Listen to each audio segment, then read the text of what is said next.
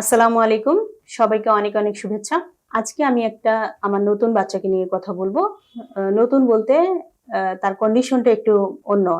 ঠিক অটিজম না। ওর যেটা সমস্যা সেটা হচ্ছে ও হচ্ছে তার ব্যালেন্স খুবই কম ছিল। সে ১০ বছর বয়সে আমাদের কাছে আসে। পুয়ার ব্যালেন্স ছিল যে হাঁটতে গেলেই হালকা সাপোর্ট লাগতো যে না হলে সে পড়ে যাবে। ভীতি ছিল। তারপরে তার মাসল পাওয়ার কম ছিল। তার একটু ইগোইস্টিক ছিল সে। যে সে ১০ বছর বয়স হয়ে গেছে এখনো নিজে নিজে হাঁটতে পারছে না।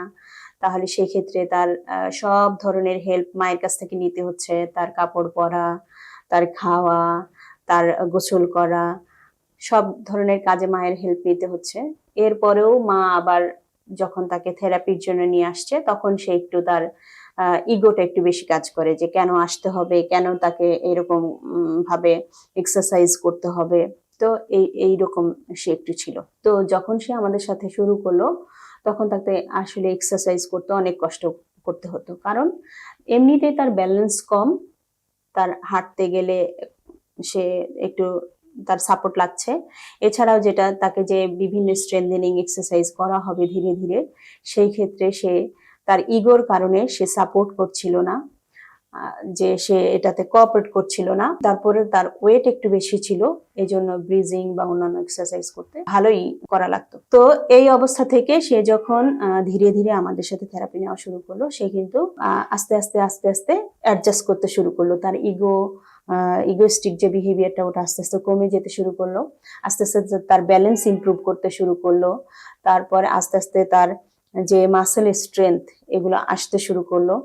এবং ধীরে ধীরে যখন এই বিষয়গুলো তার ভিতরে আসছিল এক্সারসাইজ করার মাধ্যমে, ফিজিওথেরাপি নেওয়ার মাধ্যমে, তারপরে তাকে আমরা কি করলাম যে ঠিক আছে, সে যখন আস্তে আস্তে এই বিষয়গুলোতে কোঅপারেট করা শুরু করেছে, তাহলে আমরা যদি তাকে কগনিটিভ আন্ডারস্ট্যান্ডিং বাড়ার জন্য কোনো কাজ করাই তাহলে সেটা সে করে কিনা। তাহলে সেক্ষেত্রে আমরা আর একটা টার্গেট প্ল্যান তার জন্য নিলাম যে ঠিক আছে, সে তো এখন প্রায় ৮ থেকে ১০ বছর বয়সের ভিতরে আছে। এর ভিতরে তাকে যদি আমরা কগনিটিভ কোনো লার্নিং এর জন্য দেই, যেমন একটা নাম্বার কনসেপ্ট জানতে হয়, হ্যাঁ, যে সে তার ঘরের সবকিছু জানে, সবকিছুর নাম জানে, সবকিছু সে বুঝতে পারে, কিন্তু সে বলার সময় তার একটু অসুবিধা হয়, কারণ স্লার্ড স্পিচ, তার মানে অস্পষ্ট, সে ভালো করে বলতে পারে না, উচ্চারণ অনেক সময় মা বুঝতে পারে না। তাহলে কগনিটিভ আন্ডারস্ট্যান্ডিং এর জন্য তখন আমরা নতুন নতুন ধরনের জিনিসগুলোর আইডেন্টিফিকেশন তাকে শেখাতে শুরু করলাম।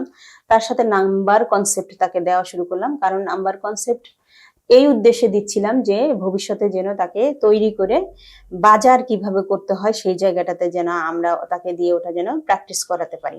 এরকম সব সাইডে যে তার প্রবলেম, এবং তার একটু আইকিউতেও প্রবলেম, এই গ্লোবাল ডেভেলপমেন্টাল ডিলে বাচ্চাদের যেরকমটা হয় সেই রকম ধরনের তার প্রবলেমগুলো সবগুলোই। তো এই ক্ষেত্রে তাকে যখন আমরা প্রায় ১.৫ বছরের মতো নিয়মিতভাবে সপ্তাহে ২ দিন থেরাপি দেওয়া হলো। এখন রিসেন্টলি ওর মার সাথে কথা হলো, মাকে জিজ্ঞেস করলাম যে এখন কি, আর আমরা অবশ্য প্রতিনিয়তই ৩ মাস পর পর রিভিউ করি এবং নতুন করে প্ল্যান করি। তারপরেও আমি একটা লম্বা সময়ের পরে কথাটা বলছি এই জন্য, কারণ এখানে একটা কারণ আছে, এর পিছনে একটা কারণ আছে যেটা আমি আপনাদেরকে বলতে চাচ্ছি। গতকালকে ওনাদের সাথে আমার একটা সিটিং ছিল, তো আমি মাকে জিজ্ঞেস করলাম যে আপনি প্রথম অবস্থায় যখন আমাদের কাছে আসছিলেন তখন তো ওর ব্যালেন্সের সমস্যা ছিল, হাঁটতে গেলে সমস্যা ছিল, তারপরে মাসেল পাওয়ার কম ছিল, হ্যাঁ হ্যাঁ, সে লাফাতে দৌড়াতে এগুলো করতে পারতো না। তাহলে সেগুলোর কি অবস্থা এখন, সেখান থেকে কি সে এখন বেরিয়ে আসতে পারছে?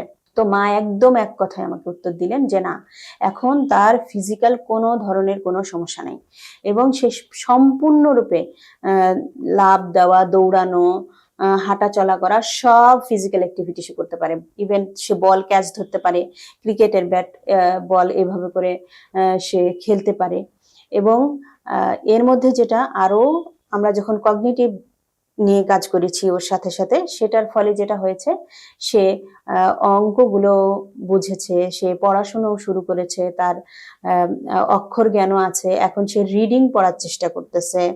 এবং রিসেন্টলি যেটা তাকে দিয়ে টেস্ট করানো হয়েছে, আমাদের থেরাপি প্রোগ্রামে যখন আসে আমরা এখানেই সেই প্র্যাকটিসটা করি। পাশের দোকানে যেয়ে একটা জিনিস কিনে নিয়ে আসতে দেওয়া হয় তাকে, একদম ফুললি প্র্যাকটিসটা করানো হয়, তখন যে সে 10 টাকা তাকে দিয়ে যদি একটা কোনো জিনিস কিনে নিয়ে আসতে বলা হয়, তাহলে সেই দোকান থেকে সেই জিনিসটা সে কিনে নিয়ে আসতে পারে। এটা প্র্যাকটিক্যালি এখানে করানো হয়েছে, সেটা পারে। এবং মা এটা খুব সুন্দর করে আমাকে এক্সপ্লেন করলেন। তো এখন যেটা কি সমস্যা, যে কেন এখনো আমার সাথে তার মানে বসার কারণটা কি ছিল, তার ট্রিটমেন্ট প্রোটোকল গুলো চলছিল, এখন তাকে বিরতির দিকে নিয়ে যাচ্ছিলাম, কিন্তু তারপরেও একটা বিষয় তার কাছে ছিল যে আমার বাচ্চাটা তো পড়াশোনা করতে শুরু করেছে, তাহলে সেখানে আরো কিভাবে আমি হেল্প পেতে পারি, যেন ও আর একটু বেটার করতে পারে, সেখানে রিডিংটা যেন আরো স্পিডে তার ব্রেন যেন রিসিভ করতে পারে। তারপরে সে নিজে নিজে বাজার করতেছে, 10 টাকা দিয়ে বাজার করে সে আনতে পারতেছে, ঠিক আছে, কিন্তু তাহলে তাকে যদি 100 টাকা দেওয়া হয়, তাহলে সেখান থেকে সে 60 টাকার বাজার করলে বাকি যে 40 টাকা রিটার্ন নিয়ে আসতে হবে, সেই সব জায়গায় কিভাবে আরো কাজ করা যাবে, সেই বিষয়গুলো আরো ভালোভাবে করানোর জন্য উনি আমাদের সাথে আরো কন্টিনিউ করছেন। আমাদের 10 ডেজের যে ইন্টেন্সিভ প্রোগ্রামটা আছে, সেই প্রোগ্রামে উনি শিফট হয়ে গেছেন রেগুলার প্রোগ্রাম থেকে। তো এইভাবে করে ধাপে ধাপে কিন্তু আমরা এক একটা বাচ্চাকে আলাদা আলাদা ভাবে স্টেপ বাই স্টেপ প্রসেসে তৈরি করি।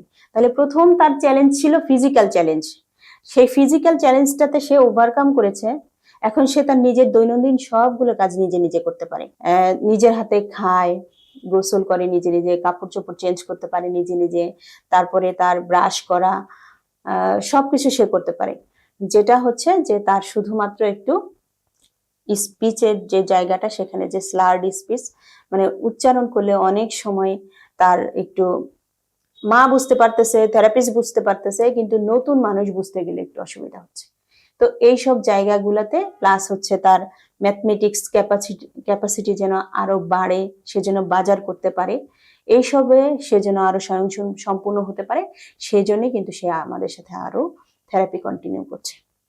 তো দর্শক মন্ডলী, এই মেসেজটা আপনাদেরকে দেওয়ার উদ্দেশ্য হচ্ছে যে ধীরে ধীরে বাচ্চাদের ডেভেলপমেন্ট হয়।